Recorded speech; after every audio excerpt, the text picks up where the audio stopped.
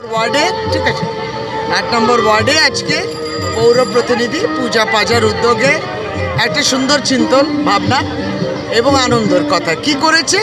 পাঁপড় উৎসবও যেমন করেছে তার সঙ্গে ফুচকা উৎসবও করেছে, তাই সকলে বিনা পয়সা ফুচকা আনন্দের সহকারে খাচ্ছে। আনন্দ। হ্যাঁ দিদি, এটা সত্যি একটা অনুষ্ঠানটা করব বলে ভেবেছিলাম আগের বছর, কিন্তু এটা ফার্স্ট প্রয়াস, প্রথমবার করছি।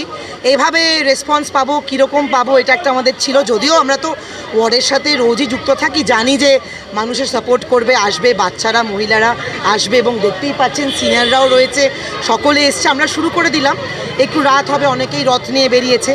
রথের সাথে পাঁপড়ও রেখেছি আমরা, আর ফুচকাটা রাখা আনন্দের জন্য। ফুচকা মানেই তো আনন্দ, তাই না? ওই জন্যই আমরা রেখেছি আর কি। এবং সকলে আমরা 4টে কাউন্টার করেছি, কিন্তু আপনি যদি শোনেন প্রায় 10,000 ফুচকা করেছি। এবং এটাও বলেছি একটা ফুচকাও না বাঁচে। তো আমরা এই কী বলবো, এই ভালোবাসা নিয়ে প্রোগ্রামটি কিন্তু আমরা করি এবং সকলের সহযোগিতা।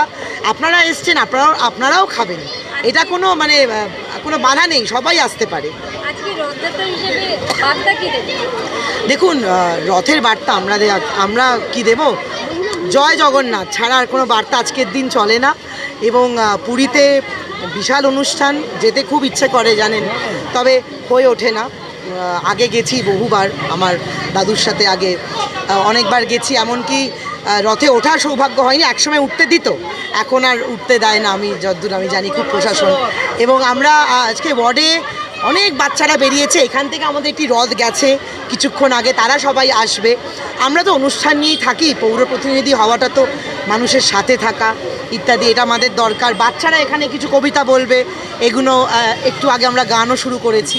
তো এইভাবেই চলছে, আনন্দের সাথে আমরা প্রোগ্রাম করি, হাসি মজাকের প্রোগ্রাম।